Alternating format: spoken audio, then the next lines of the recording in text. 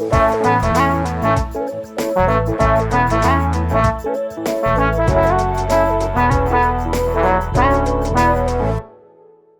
right, hey, what's going on? Welcome to the production deep dive video for Where Did I Go? This is something that I want to do with all my songs. It might have a sort of more limited audience of who's interested and who wants to sit through a longer, unedited video of me, nerding out about production. But this is one of those things where I love when other artists do this, and so I want to sort of the golden rule of YouTube, or just creativity in general for me, trying to make something that I would want that I would enjoy watching, or that I like when other people make. So this is a look at every single track, at least to the best of my ability here inside my session. Where did I go? This is in the software called Logic. First time using this software after switching over from Pro Tools, which I started production on. Like over 10 years ago, I bought my first Pro Tools, and that's all I'd ever used. And other than a couple other things in college that I had to kind of learn a little bit, but I settled on Pro Tools for a long time, and then made the jump to Logic just in like March or April. I bought it and did all the production for this in Logic. First song I've done in Logic, and I really liked it. That said, if you are like a more seasoned Logic user, there might be some things that you're like, why would you do it this way? This is so much better. Number one, leave a comment so I know. And I'm aware of that. There's probably some things I could be doing differently to make my life even easier in Logic, but still learning my way around. So don't judge me if you're a Logic pro. Yeah, so everything that happens in this session happened from one of three softwares. Yeah, I guess that's right. Logic Pro, Reason 11, or the Slate digital bundle. And we'll kind of talk about that as we dive in here. So here we go. You can see that I've got everything arranged. Right now we're just sort of zoomed way out, and I've got my pianos right here, drums, bass, guitars. These are actually just electric guitars, acoustic guitars. This is a fun section I just called Plus, which actually is a Walt Disney term. He called it plussing when he would go around his parks, and just these ways of adding and sort of improving and optimizing things. He called it plussing, and I just like that term. And so these are just things that are in there that are pretty minimal in the background, but just add a little extra something. Let's see. This is all some version of that main like woodwind flute. Like woodwinds and flutes aren't the same. I should stop saying that. But yeah, that main synthesizer. These are all the other synths. Let's see. The riser, all my lead vocals, like affected vocals, harmonies, vocal chops, and those shouts in the bridge. So on a few of these things, I did make a video that came out this past Tuesday. I showed a little bit more in detail how I made the hook synthesizer, the bass line, the riser, and the bridge vocal shouts. And if you want to see that, that's a little bit more of like showing me actually playing stuff. But I also didn't get too nitty gritty on like the software side of things. So we'll get into that here today. So I think what we're going to do, there's sort of two different ways to approach this. I could look at tracks from the top of the song down, just how I have it arranged. But what I think I'm going to do is go more chronological as the song goes on. We'll look at, as new elements are introduced, we'll look at what they are. So zoom in here and hit play and see what happens here in the intro.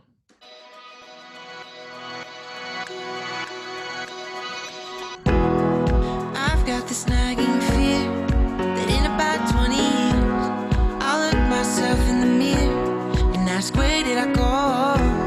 How did I wind up here?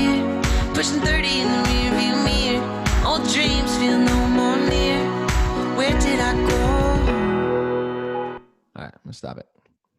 So for a long time, one of the first sounds that was sort of the basis of like my early demos is like a pretty boring song or a pretty boring sound. But it was just something I dropped in on my early demos, which I actually made my first demos in Reason. There was a brief period of time where I was in between computers, or I guess I had moved and hadn't really set up my older iMac that had Pro Tools, and I had a different older laptop that I was using, and that only had Reason on it. So I was messing around, and like I said, I really like the sounds in Reason, and so I was doing some writing and just rough demo recording. And in those early demos, I had this little shaker loop that was really the first thing you heard. And for a long time, the intro was just like a measure of this shaker going. It sounds like this. Turn it up.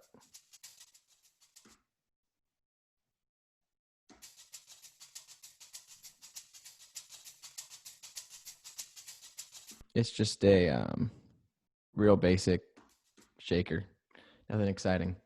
But it is important because there is no hi-hat sound in the whole song. And so that sort of serves as where a hi-hat would often go.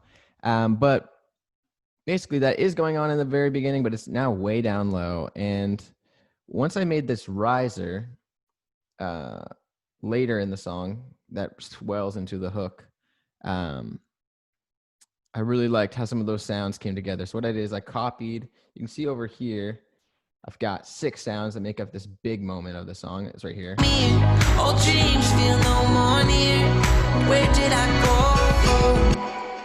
go? So those 6 sounds are helping build that momentum into the next part.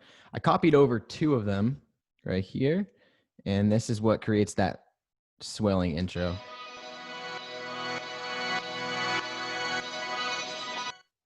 This says there's some acoustics going on, but I think those are muted. I don't think, yeah, you're not really. I should have actually deleted those, but looks like, yeah, those are just silent. I still should have like muted them out so you don't hear any noise, but so there's no acoustic guitar there.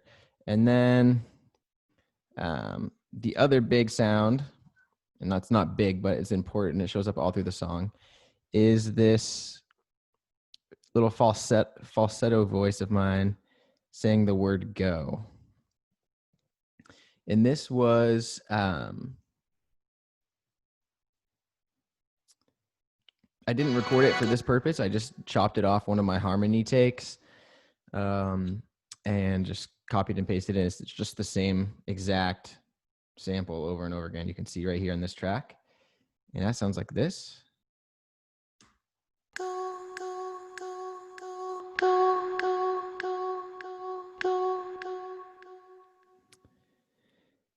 And it's hard to know how much you're going to be able to hear, but one thing you'll notice, you can actually see right here, there's a high pass filter. Oh, I just turned off the automation, so that's not going to work. Right there, when it hits there, sometimes it has all the airiness of it. And then sometimes when it's hitting in the background, behind my lead vocal, this filter kicks on so that it kind of stays in the background a little bit more. And right there, actually, it turned back off so that it brightens up again. So that intro is basically just this riser sound, which is, these are both the same thing. These are 2 synthesizers, the decay of 2 synthesizers. So, you know, the really echoey sound, and then I reversed it, and so you get that swelling. And then this one here, yeah, this one has that. Oh, I did do that. Yeah, so this is actually interesting. So here's the first instance already of this plugin I really love. It comes with that Slate bundle, which is only $15 a month. You just get a ton of really, really great plugins for mixing, and a few more like instrument-based ones like this one. So the sound without this on sounds like this. So it's still cool, just this swell. But I just put on this You see it's set to the beat of the song, and then down here I have it set to the volume. This is called an LFO. So I don't know. I guess I can't like explain every every detail. So it's an LFO. If you know what that means, cool. If you don't worry about it. And it's got that choppiness to it, and that gives it some more something more interesting than just a plain swell. I think that's everything. That's everything that you hear in that first little few seconds. Then I'm going to go up here, and then we'll look at some of these pianos. So this is an important part of the song for sure. And another thing you're going to see happen here throughout the session is right now I have a bunch of tracks hidden. So these are all MIDI instruments. So this one actually is an exception. This one made it through. Where there's a bunch of MIDI instruments. And if they say like M next to them, that means that those are the MIDI. And so what I did is I played them. That means they're like digital instruments. But then at some point in the process, once I was kind of committing that this is how I liked it, I turned it into audio, bounced it to audio.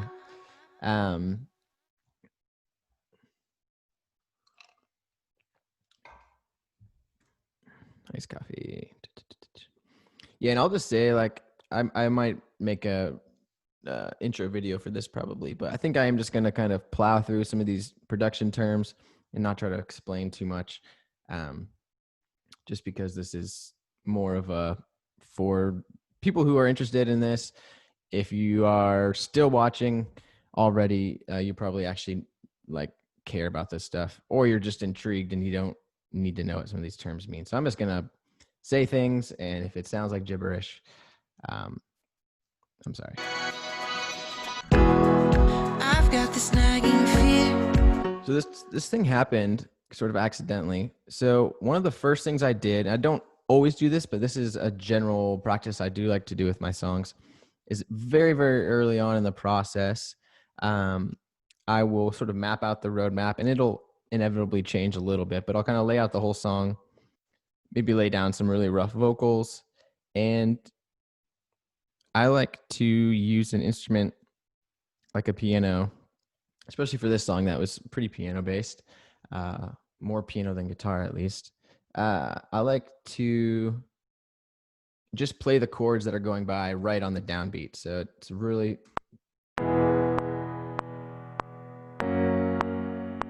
straightforward. And that was just the basic piano coming out of Reason. Just hitting on all the beats. And I think I quantized that, so it's just hitting, it's snapping right on the beat perfectly. But then this second piano part, which is doing a lot of the same things, sometimes I like when I was playing it, I was realizing that sort of some of the vibe of the song is that sometimes the chords come in right before the downbeat. So this piano, a little brighter sounding, and sounds like this.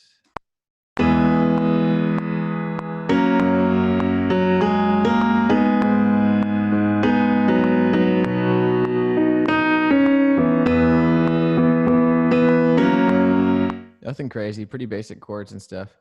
But I ended up actually, what I thought would happen is I thought that I would delete that track called Guide Piano, but I actually really liked the play between the two.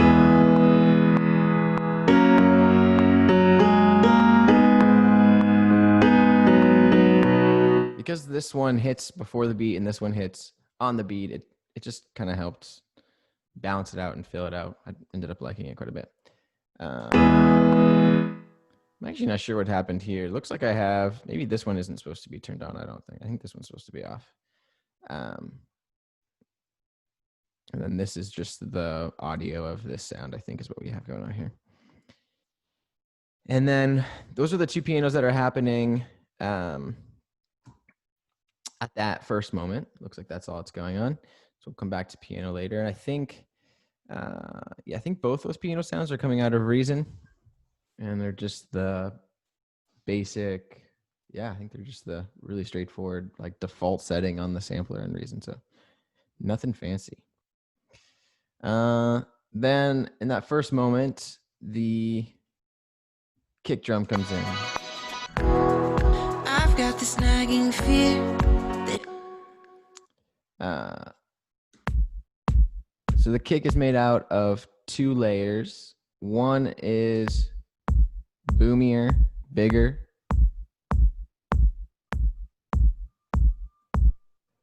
And the next one is pretty thin. And that allows me to kind of blend those to taste depending on the moment. That's something I do all the time. Separate the boomy kick and the thin kick. And I think without exception, actually, in this song, they always hit together.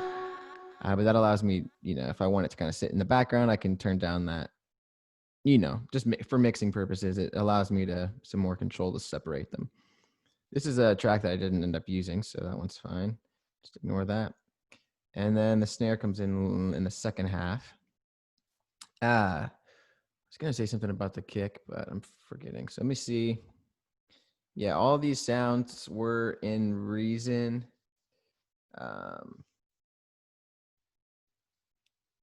Yeah.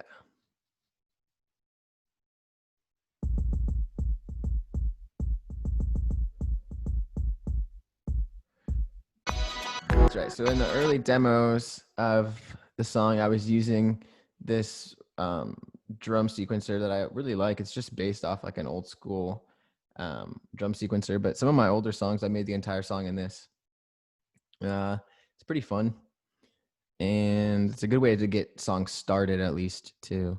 And then there's this cool thing where you can like write program it here in the old school drum machine, and then click this little thing here and drag it over, and it'll drop the notes into Logic. So then you can kind of do what you want with them. So it's a really cool feature of using Reason with Logic.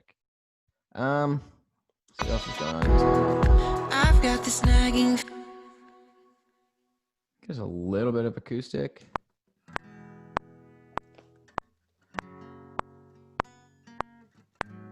It's very quiet, just strumming some chords. Oh yeah, this is a fun track called. This is in the this group of tracks is called Plus. Just these little extra things in the background. It's a clap sound.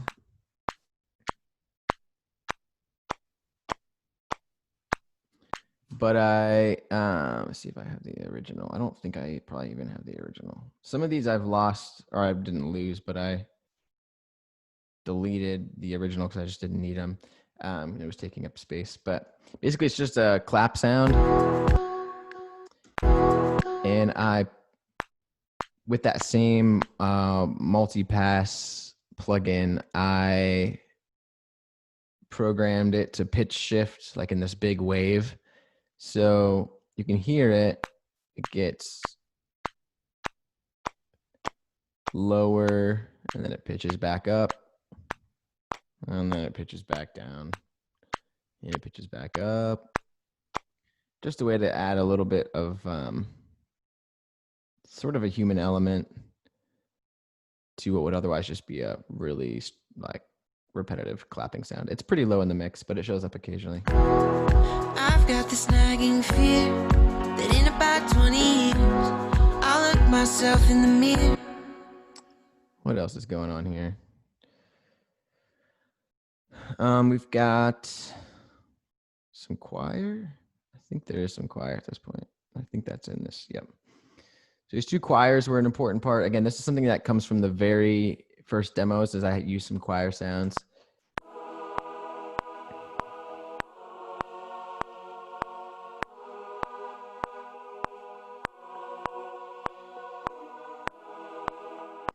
Both of these have a compressor on them using sidechain compression from the kick drum. I think, yeah.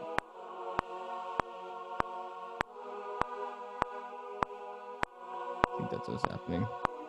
So basically, when the kick drum hits, those turn down a little bit so they don't get in the way. Just 2 layers. I think they're 2 different patches.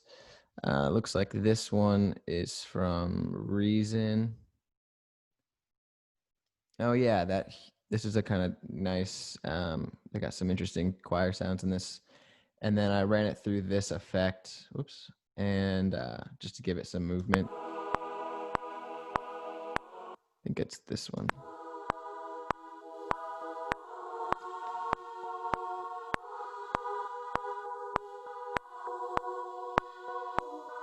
Again, we'll see how this translates to the recording, how much you can hear, but there's just some subtle sort of glitching effects in there. Okay. None of these tracks are happening yet.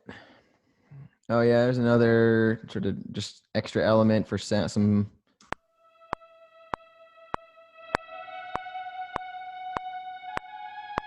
It's a mellotron, which is, I mean, it's just an awesome instrument to use. I'm tempted to use it on every song, and that's coming right from the Logic's mellotron, I think. And again, I just put a LFO on it so it pulsates a little bit.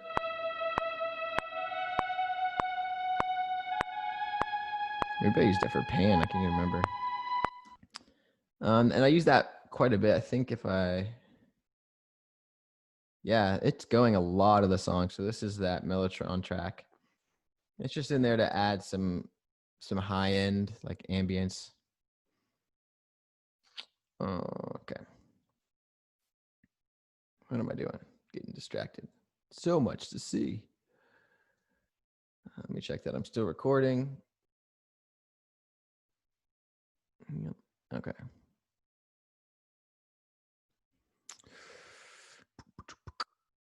What else is happening here when this song first starts? Not a whole lot else, I don't think. Should I talk about the lead vocal now? Sure. Let's talk about the lead vocals. So in my lead vocal subgroup here, this is my main lead vocal. And then I double tracked it for basically the whole song. There's a different take going on. Hard left and hard right. I've got this nagging fear that in about 20 years. And if I remember right, what I did is I went ahead and did these vocals for the whole song with it double tracked, but then some places are triple tracked, I guess I should say. Some places the far left and right aren't turned on. So it looks like, I think that's what happens here. Yeah. So for the first half of the chorus, I've got this nagging fear. This one here is the only one you're hearing. I've got this nagging fear. And ask where And then the wider ones come in. How did I wind up here? Pushing 30 in the rearview mirror. It's a little extra width when it hits that half. Did I've got this. This is a weird track. Did I use it at all? I thought I used it, but oh yeah, it's this one. So I gotta hide that. I'm gonna click. Okay. I'll come back to the mix. Well, maybe we'll go ahead and talk about it. Let's look at this track. So the lead vocal, it's not all the way dialed into what I'm hearing in my head, but this is, closer to some of the more polished pop sound that I am going for. So you can see there's quite a bit going on with over here. These are all the different sends it's going to at different parts in the songs, different reverbs, delays, things like that. Some of them might not be in the finished product. I don't recall what everything's doing. But most of the mixing happens within this virtual mix rack, which is from the Slate digital bundle, which again, I just love. I'm gonna skip this first one for a second. I'll talk about that in a second. So basically it just runs through one preamp simulator, a compressor, an EQ. This is like another sort of, it's basically an EQ that adds some like presence to the sound. Another compressor, and yeah, it's just. And then this is something I ended up doing sort of last minute. So all the vocals were recorded on this mic I'm currently using, the SM7 V, which is a pretty well-known vocal mic, but it does lack a lot of the like high-end presence that like nice condenser mics have. The big reason I continue to use this one is that it's great when you're in a less than ideal space, which I've always been in. So when the room is sort of echoey and stuff like that, it just doesn't pick up on much of that echo. That's the reason like you'll see this all the time. It's a really popular like podcast and broadcast mic, but it's also really popular for like live performances in studio, because people can be like, there can be a big band in the same room and you can use this as the vocal mic and it won't pick up a lot of that other stuff that's going on all around it. That's one of the reasons I keep using it. But somewhere early on in quarantine, Slate Digital put their virtual mic system, what do they call it? I can't remember. Basically, it's a condenser mic that sounds good on its own, but then it comes with these 8 simulations. I think it's 8. No, it's maybe even more. I can count them, but yeah, it's 8. 8 simulations on really popular, really high end, like we're talking $10,000 mics. And when you buy the mic, you get the mic and you get these simulations. So they put it on sale for like nearly half off. And so I sold another piece of gear and bought it while it was on sale. Ended up not retracking, because I would have had to like redo all my vocals if I used that. And I was still recording in my living room. So I still wasn't getting like the ideal sound out of this mic.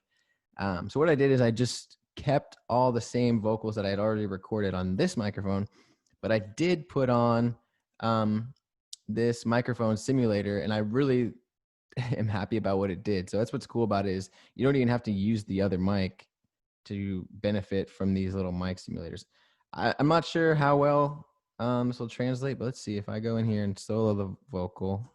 I've got this nagging fear that in about 20 years I'll look myself in the mirror. It's really subtle.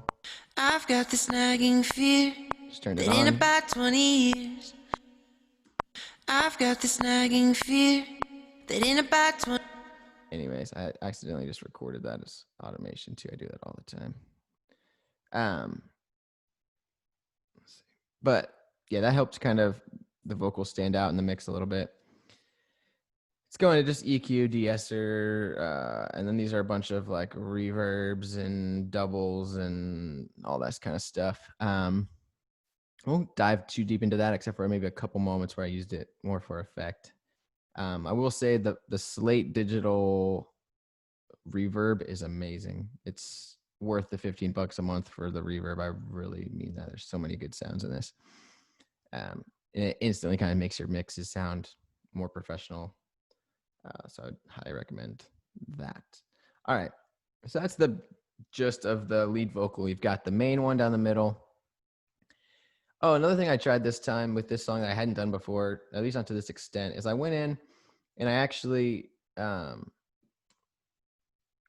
chopped up some of the vocals to make it, and then like adjusted the volume. I don't think I have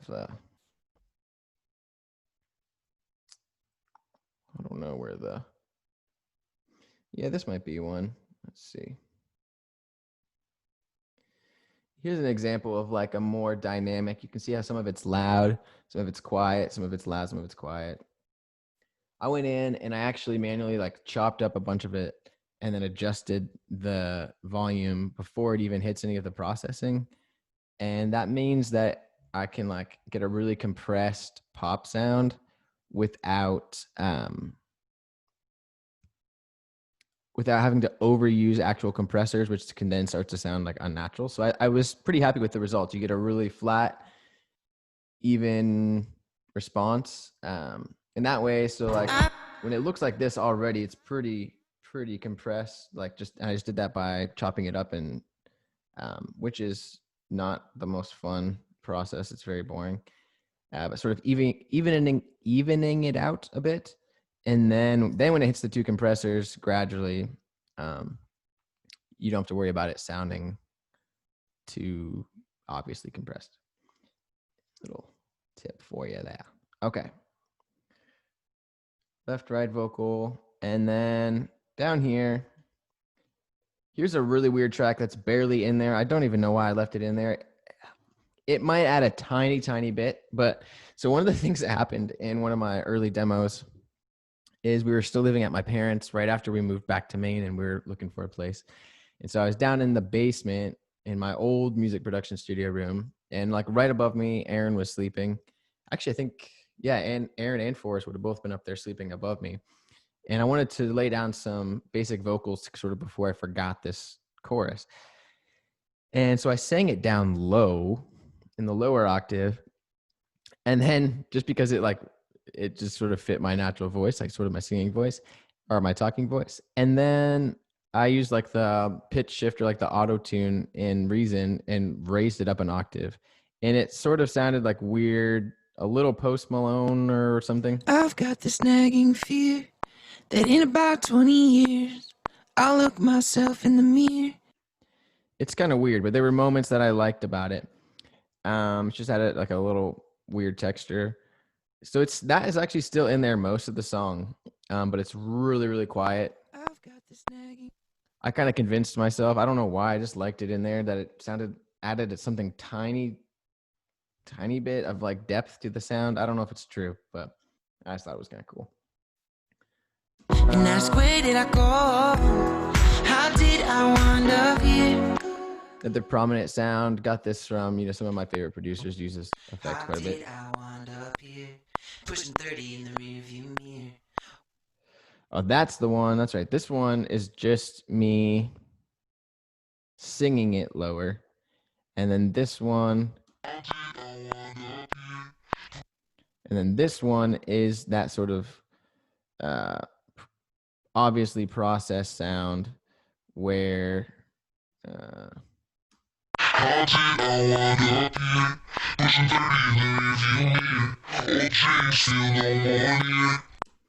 think I probably just copied one of my takes from my lead vocal and just threw it down there and just pitch shifted the whole thing down. A guy like Jon Bellion or someone like that who I really admire, he uses that quite a bit. Sometimes for like obvious effect that you can really hear. Other times it's just in there to sort of support the lead vocal. So you can hear like in this part of the song that we're at. Did I go? How did I wind up here? Pushing 30 in the rearview mirror. It's in there. Adding some depth. This is a delay throw. I don't think I used this track actually, if I remember right. I'm not even gonna bother. We're almost to the bottom here, and I promise we're not gonna do this much for every little section. This is just kind of getting all the main tracks here. Yeah, there's like a falsetto harmony. There's not as much harmony. I didn't dial in the harmony as much as I wanted. I wanted even like a bigger wall of sound that I'll continue to kind of work on in my future songs. But there is some harmony in there.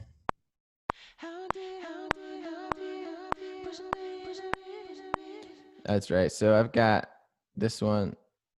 Man, you want to feel exposed, just play some like weird falsetto vocals by themselves. It's not always flattering, but it is in the song. So I've got two of the same track. One has this really busy delay on it, so you can hear that. And it's sort of what I ended up using that is almost like a pad. It just sort of floats all around. And then if I wanted it to kind of work like a more traditional harmony line, I would just use this one here that says dry. I don't think it's used in that part of the song though. So we'll come back to that. That's just the same sound without any delay on it. All right. Oh yeah, the last thing is in the second half of that first chorus, you start to get this snare sound for the first time. So one interesting thing about this snare sound is it actually has a tiny bit of what is probably like a kick drum at the end of the sample. So it goes like snare kick. It's got this sort of boom, boom, boom, boom thing to it.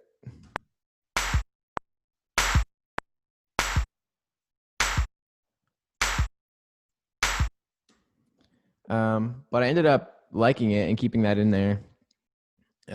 Just added a little bit of something extra to some of those hits. Where did I go? How did I wind up here? Pushing 30 in the rearview mirror. Old dreams. And that basic beat, it just doesn't really get much simpler. Kick, snare, 2 kicks, but just the one sort of one hit. And then that shaker for a little bit of something. But even that, it just sort of has a movement to it, just with that shaker in there that helps. And then, yeah, here's the first time you get that sort of kick feel that I did. It's all just with the kick gradually, getting louder and boom, boom, boom, boom, boom. It's all throughout the song. All right, let's see where we're at. I need some more iced coffee. So that kind of covers, I know we're only 15 seconds into the song, but that covers a lot of the main elements that are going on. And then we'll just look at the new ones as they sort of show up. One thing I wanted to do, one of the last pieces I had to kind of get right was I wanted to tease where we were going to end up with this.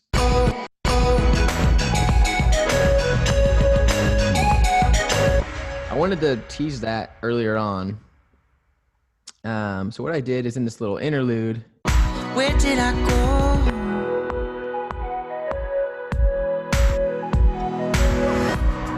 I had a big plan, and I made like. So yeah, you get it. This little, where is it? Where'd you go? Where did you go? Okay.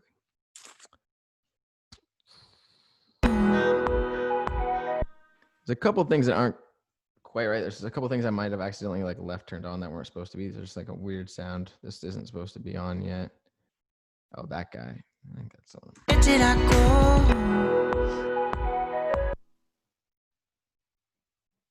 Try that. Maybe that'll work. But anyways, thanks for hanging out with me here as I learn my way around. So you can see this drop down here. All these are just slightly different versions of that same hook instrument. And here is, it's just that same little lick.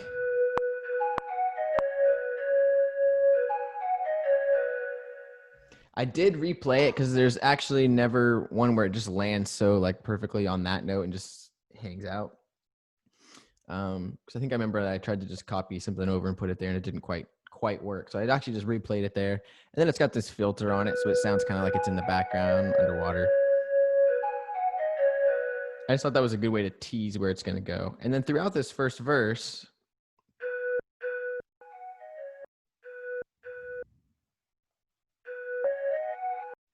I just sliced that sound up a bit.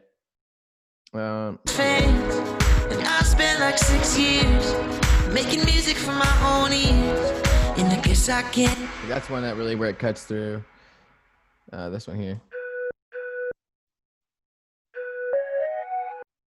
I think that's basically, I think I just reversed part of it. So just this stuff comes just from experimenting, chopping things up, throwing things around. A lot of just stuff that doesn't sound good. And then you eventually land on something you like. I just wanted that to kind of, the verse is, there's a lot of space between some of the phrases. 6 fans, and I spent 6 years making me. So that does a good job of you can see when the vocal ends, this I just pointed to the screen as if you could see my finger. And I made 6 fans, and I spent 6 years making. So these are kind of, it's one of those instruments that's helping fill that space when the vocal isn't going. And that's a big thing. You want to strike this balance where as soon as those vocals are not playing, something else is keeping your attention. But then balancing that with when the vocals are playing, there's not too much going on. And I tend to be a fairly busy stereo field with a lot kind of flying around. But I do my best at least to try to not distract from the vocals too much when they're actually playing. All right. What else is going on in this first verse? You've got this little transition into it. I think there's a reverse. Yeah, there's a reverse piano in there. Really common technique, really easy. Just play a chord nice and loud and then reverse it. And I actually, that was like what I used as the placeholder. I just made that really early on in the process because I knew I wanted some sort of build. And in some cases, I, made way more going on for some of those builds, but I just, that was like the first sound to kind of signify to me in the early part of the process that, hey, this is where I want to build. This is where I want to create something that's going to push us into the next section. I believe at that moment, there's also somewhere a reverse symbol or something.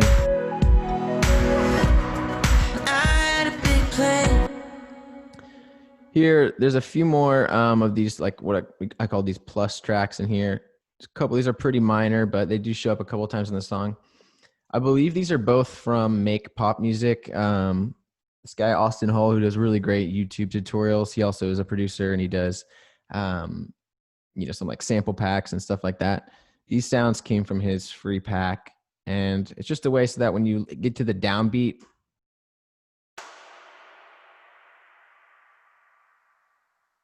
it's a way to sort of signify that you've just landed. And then it can be a really huge sound, but you can see it's like extremely low in the mix, minus 40, minus 30. So extremely low in the mix, but it's there to just sort of help land on that next section of the song. There's one other sound going on here. It's like a little shaker thing that I distorted a little bit.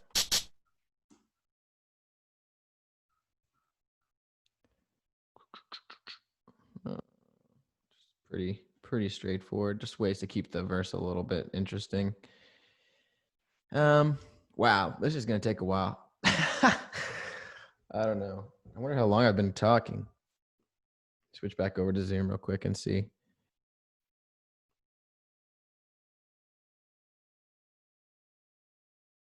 Okay, I'm still recording, so onward. Oh yeah, the riser. There's where that reverse. There's a little reverse symbol. All right, let's look at a couple of the other key sounds going on here for these verses. Some of these synths. This is the first time you hear some of these important synths for the song. This guy right here. This is one of the first sounds I made in my early demos, and it was really important because the drum part is so straightforward. Oh man, that's instant groove.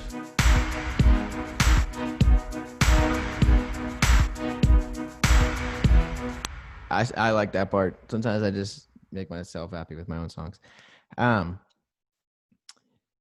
What this is just another general concept I use a lot. Drums are, strictly quantized, which means they're just hitting exactly perfectly on the beat like a machine. But then the element that's sort of playing with the drum beat is not quantized. It's very loose. And so it instantly gives that, only those 3 tracks, it's got groove to it. Actually, I guess 4, because there's a shaker in there too. And then there's another track. What's this guy doing? I forget. Yeah, this is an important track. Do you hear this one quite a bit? It's not one that's going to jump out, but once you hear it once, you'll kind of probably start to hear it more.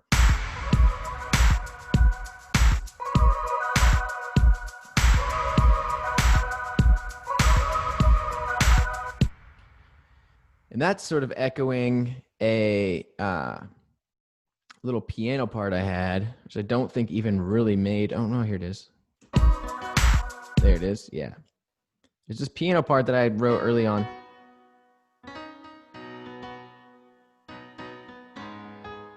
Super sloppy. It's really low in the mix. I had it on piano early, and then I actually buried that piano sound really low in the mix, and it cuts through more with this synth. Also, later on in the hook, you're going to hear that same sound. It's the only other layer, I think, that plays that melody.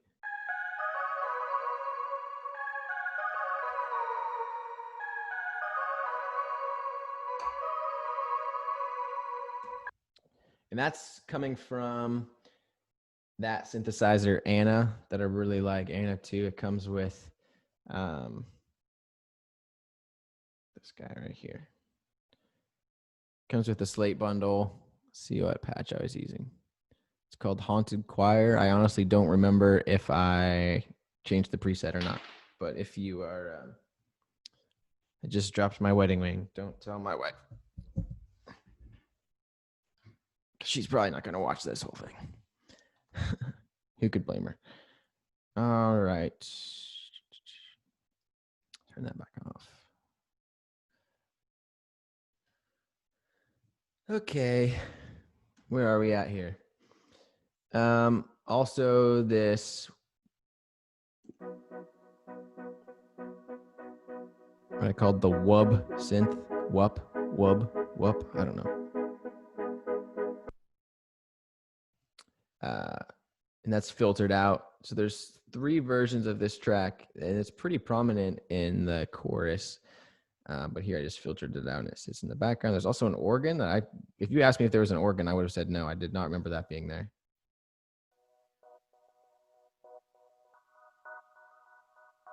Oh, wow, it's extremely filtered out, it looks like. And it's really low in the mix. But it is kind of cool. All right. That's about it for that part. And we're really seeing that we've at least been introduced to almost every track. So you can see this is stuff that's going on in the vocals. One thing that you also hear for the first time here is this huge drum reverb. That's really important to the song. I'm gonna solo the drums, and you can watch on this snare. You can watch, I think it's this guy. Yep, huge verb. I think it's a 4-second, 4-second delay. It's just ginormous. But basically, this is going to turn on and off. I think it's just like every other hit. I don't remember.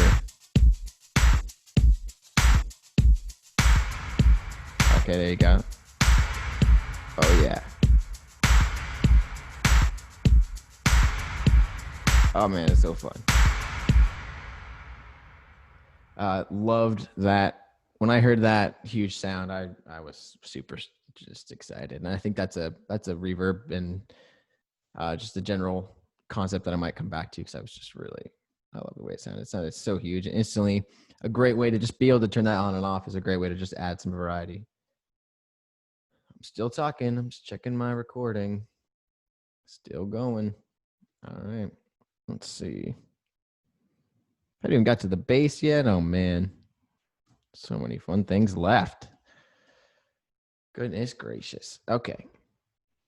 Oh yeah, at this part you're starting to get introduced to the guitars in the electric guitars in the verse, but it's pretty boring just in the background. The guitars were made all in one sitting. I was sort of like, I'll just try it, and I never really went back to redo any of it. Didn't even dial in the patches that much. It's just a basic. I'm using the amp simulator that comes with the Slate thing again. I don't even remember much of what I did as far as the patches. It's nothing, it doesn't sound, they're not like amazing guitar tones or anything, but sitting low enough in the mix, I was content with them. And as far as like the software I'm using, I have, since doing this song, I have finally upgraded my Native Instruments bundle. So now I have access to like a ton more sounds. And their amp simulator called Guitar Rig is what I've used for all of my recorded electric guitars in the past. All right, so let's jump ahead to this when the chorus hits. A couple things happen. One, it's the first time we're going to see our bass.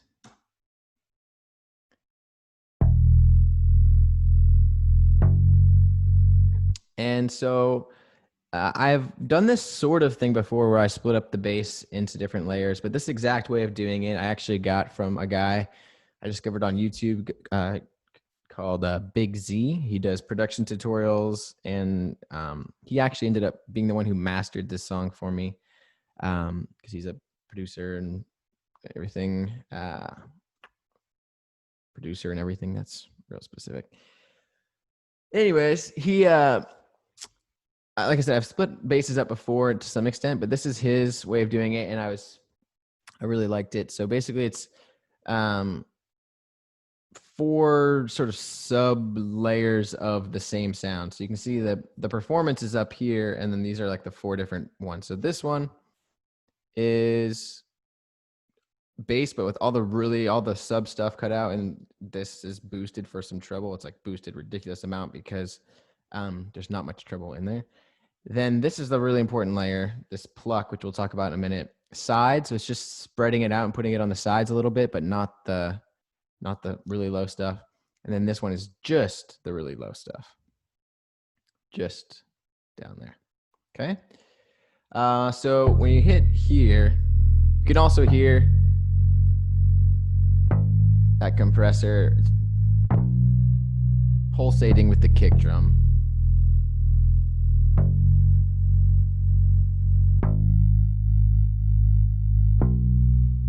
And here comes the fun part.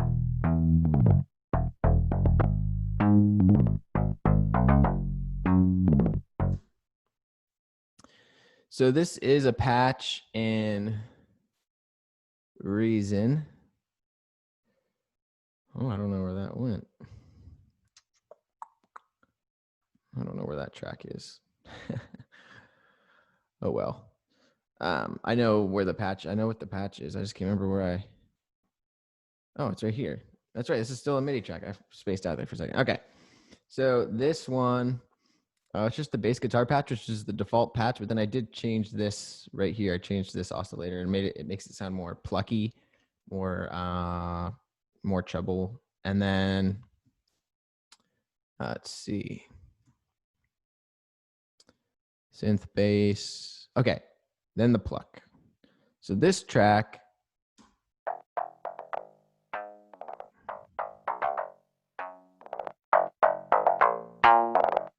you see it's only the really high stuff boosted right around here, so you get that kind of guitar sort of tone.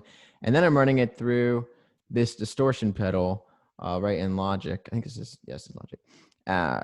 Running it through that distortion pedal to sort of add an extra layer of it sounding like a guitar. And then this cool thing happens where if we were to look at the mixer, there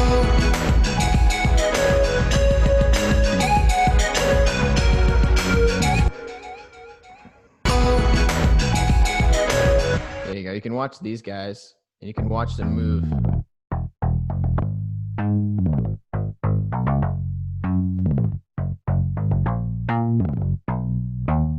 So when I want the bass to kind of cut through, sometimes all I'm doing is boosting this. And this guy, which is really where a lot of the meat of the sound is, doesn't even move. Like right here.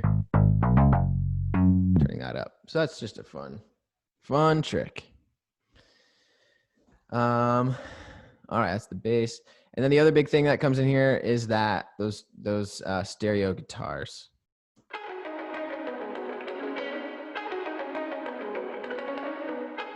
I'm playing basically the same riff on both sides, but I didn't like dial it in too much, so they're not quite, they're imperfect in a good way where they are kind of distinct from each other. And yeah, I mean, I wrote and recorded all these guitars just in one like hour-long thing where I was just kind of winging it. I was like, I should try to add some guitar to it, I guess, and ended up. And I thought I might come back and revisit some of it, but I ended up pretty happy with it.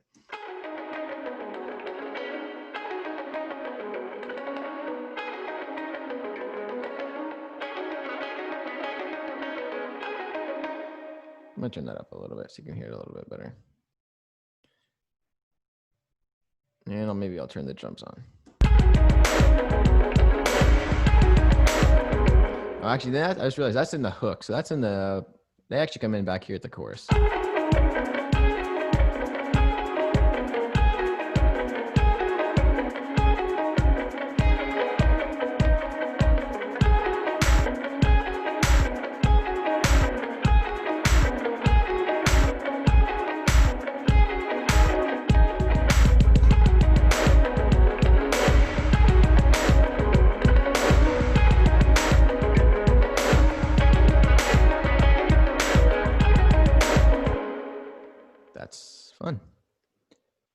All right.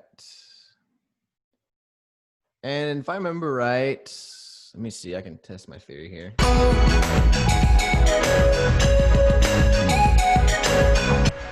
The guitars aren't real prominent in that hook, but at the very end of the song, the very last repetition, as the song sort of fades out, you can definitely hear the guitars more as some of the other elements sort of fade out. I talked about that bass line in my other video.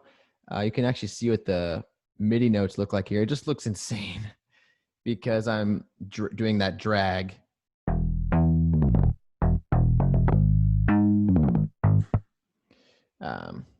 Yeah, so it looks crazy, but it works. Yeah, we're really getting there now. We're covering most of the tracks here. So this is the that main sound. So this one's called dry, but it's going to some delays.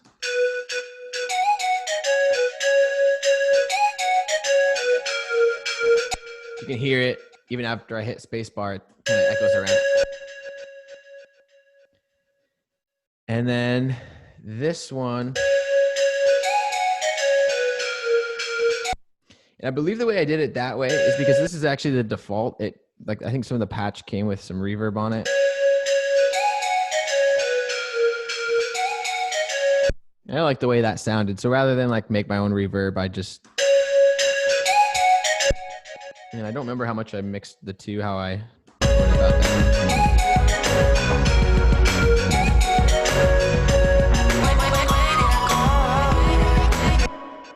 Yeah, and those aren't like different performances. Those are just the same audio file, I think.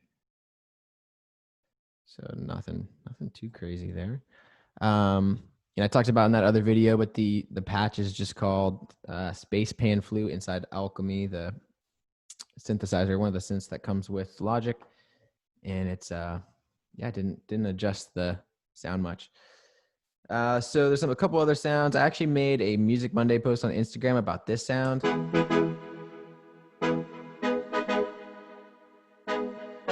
This one's also coming from Anna. And then I did this thing where this is the recorded sound. And then this one right here are these little chops I made. You can see they're getting pretty automated too. I want to, yeah, like right there, that one gets pretty loud.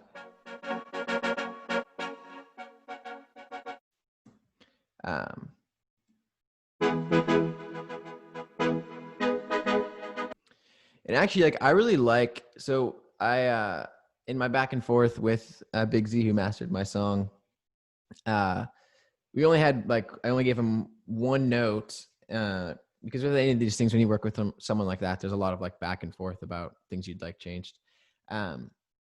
But when I got the first version, I really lost a lot of the stuff that was happening in the sides and sort of the width and the swirling around. And the way he had done it is honestly like the way a lot of songs would feel. It's just a little bit more squashed, a little bit more like focusing just on the really important instruments. But I like things like this, where this sound sort of just comes up and you hear it sort of appear for a second and then it goes away.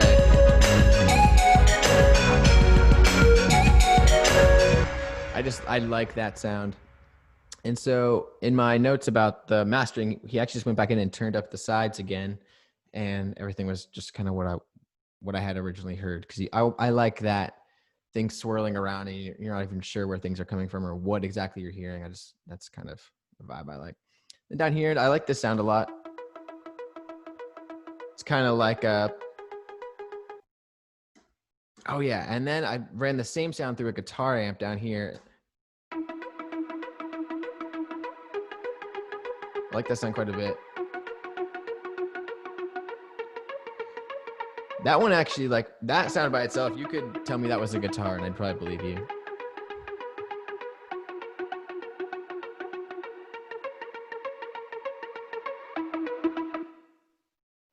All right. Oh yeah, then we're down to the vocal chops. Again, this is something that I did in my early demos. And I'd never done like a vocal chop like this before, because it's, a little bit more, once you start doing things like this, you're definitely venturing into this is pop music now at this point. But I remember like one of my early, maybe the very first recording session where I was just laying down some ideas for the song, like well over a year ago. I just did some like real quick, like chop, let's see what happens. And I just happened to like do it perfectly. And it basically what I did in those original, obviously it's all been redone. But basically what I sort of did accidentally in those early sessions, just experimenting, is what you hear in the song. So every time you hear the main chop, you're getting 3 octaves of it. Where did I go? And I did just go in and just chop it up on the timeline. And then now I've kind of grouped them all back together. That's why you don't see individual slices of audio, but I did just chop it up and then move it around until I liked it. Then the same sound in octave up and down low. And then all together. Where did I go? And then there's this is also another sort of aha moment when it started finally clicking. I didn't, early on in this hook, there was too much space.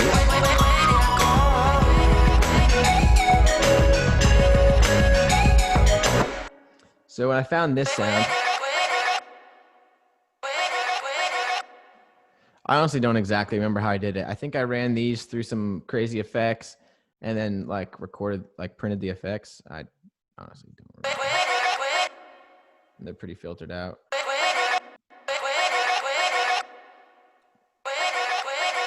And then this one goes down.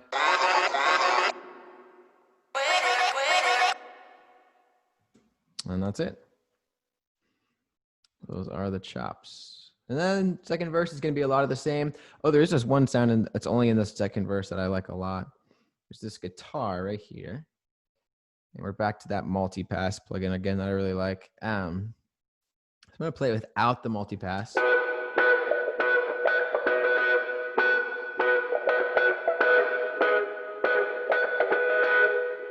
Pretty fun, just sort of like a funk sort of sound played up high. Some like chorus and that kind of stuff going on. Yeah, it's just coming from the same plugin again. Then this multi-pass, I think it was just some sort of plugin I found. I honestly don't remember. I don't think I changed much. It does this sweep to it, so it sounds like this.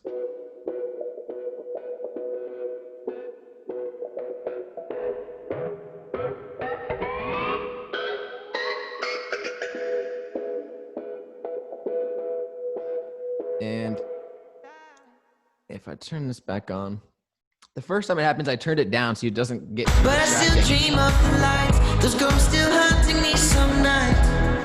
What do you do with old dreams that just won't die?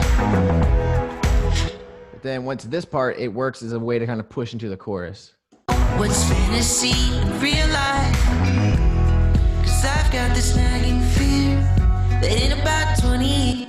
So I like that sound quite a bit. It was sort of an accidental find that I was pretty happy with. That's the theme of basically all music productions. It was an accident, and then you stick with it. Chorus 3, the acoustic guitars have been in here for most of the song, but really quiet. And then when we get to this third chorus, I turn them way up. So there is some acoustic guitar doing that kind of thing in the verses, but then here they get turned way up. Same thing, just kind of recorded it on a whim, one take. Well, not one take, but like one sitting.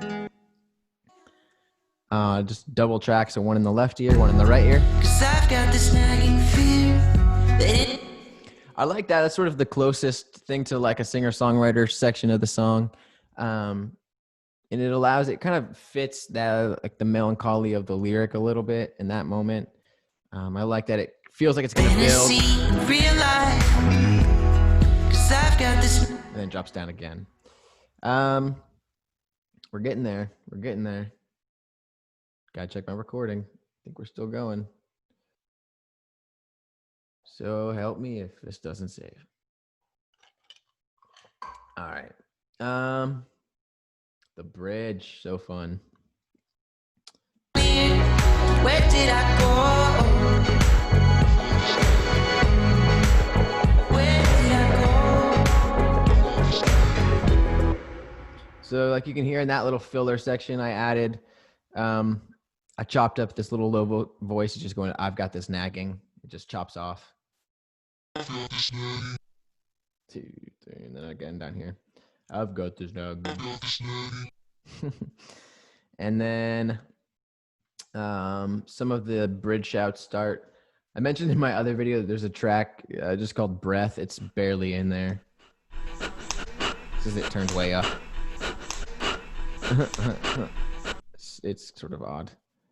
But it just adds a little something in that filler. And you can, it's one of those felt more than heard. The riser also pushing out of this. So you can see what I did is I just copied and pasted the huge riser from earlier over here, but then I muted the 3 like really sort of in your face sounds and just kept the 30 in the rearview mirror. Old dreams feel no more near. Oh yeah, and I extended it and sort of makes it come up and then fade back down too. So that just kind of smooths that transition out. Yeah, this chorus, I forgot there's a couple little layers in here that are very minimal. Just some loops. This one's kind of, it's crazy sounding. I don't know if you can hear it. It's all the way to the left ear. Very minimal. That's only in that little section. And then this one's in that verse, but just, it's one of those things where on its own, it's just so, you're not going to miss it that much if I take that out, but you do a bunch of those little things together and it is the difference between something sounding big and professional versus boring. Where are we at? We're almost there. Bridge. I think I just did that right on. Yeah, that little reverb voice is just the main vocal, and I just turned on a bigger reverb. Where did I go? I thought about like doing something more affected there, like auto-tuning it or like, I don't know, some sort of weird effect on my vocal, but I was actually pretty happy with just the reverb, just sort of spacious, a little bit haunting. I don't wanna say hey, it's I said although you do too. So obviously the bass is huge this moment, the drums. There's a couple guitars in here that are playing that kind of funk style.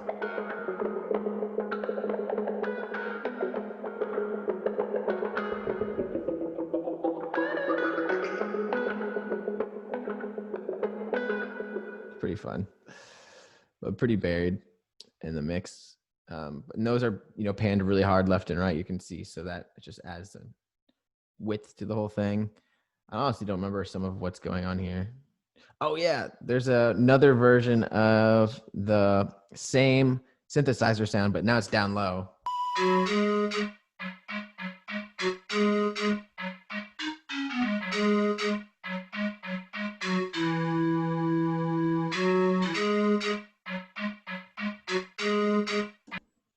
It's pretty close to what the bass is doing, but there's some differences. Just that's another important part of that bridge. There's a pad. This is pretty important, actually. I really like this pad. Really warm sound.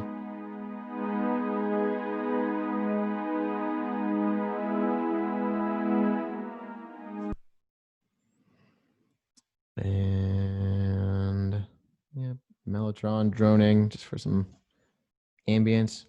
And then here's all those shouts I was talking about in my other video. This is a good way to visualize it. I think what I did is I just did one take on all these different tracks, if I remember right. And then you can sort of visualize where I was just chopping the bits I liked.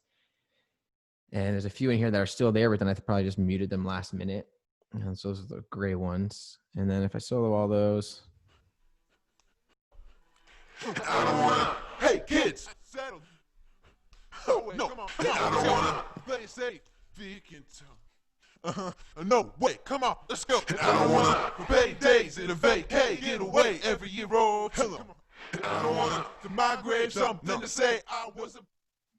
And I did record all the way up, but then I found that because the drums get so huge right there. Brave something to say I wasn't brave enough to. And the lyrics important and stuff. I didn't want it to get too distracting. So even though it's recorded right up every last word, you can watch the fader over here. Say I wasn't brave enough to. So that by the end of it, it's just back to me again. Yeah, the only other thing for that bridge is just using that huge snare, huge reverb on the snare. And it's really the only time that there's anything remotely intricate is still not the right word because it's very simple, but just this little snare fill. Because most of the song is just like kick, snare, kick, snare. So right here, just that little fill.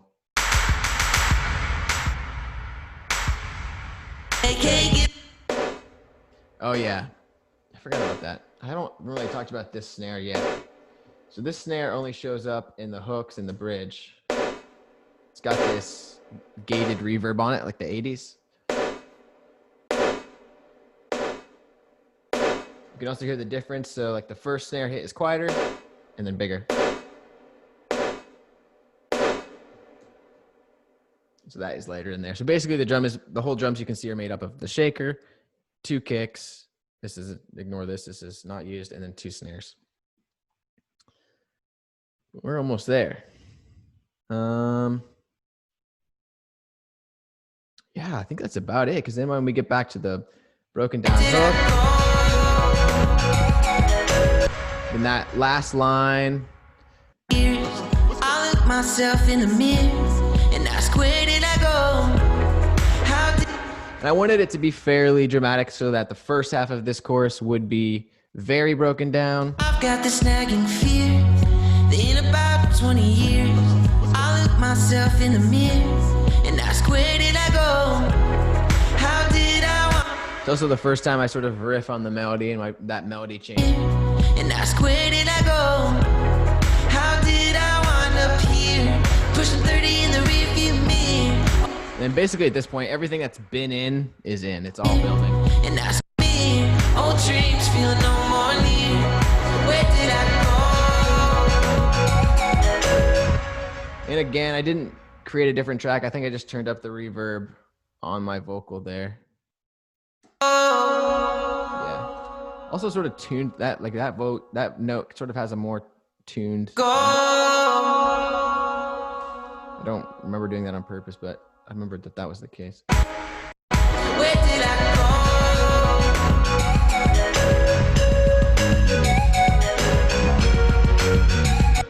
The only thing out there, so we've got the first time through the hook and then it repeats. The first time through, it's a little bit more bass and drums heavy. And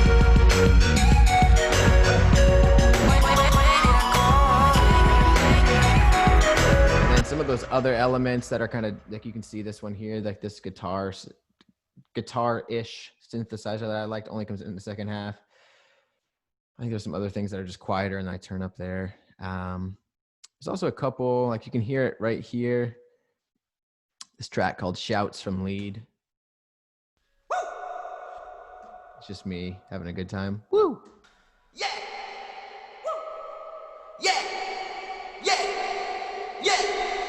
Yeah! Kind of fun. Yeah! Woo!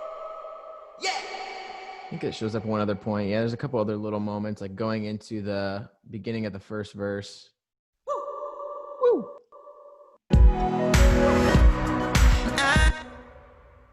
And so those are things that I would like do sometimes in the takes because I knew I wanted something like that, some energy.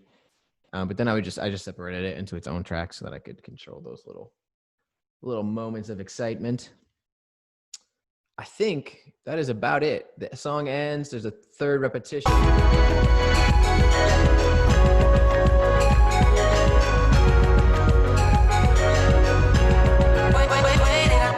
The very last time I've added another hook that's even higher.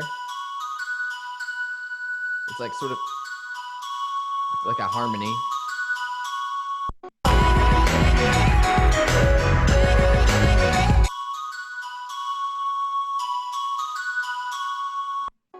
forgot about that, honestly.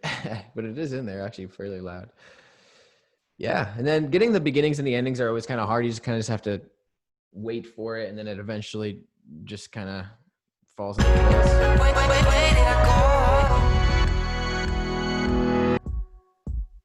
Some kick playing somewhere that's been playing the whole time. Oh, I know where that is.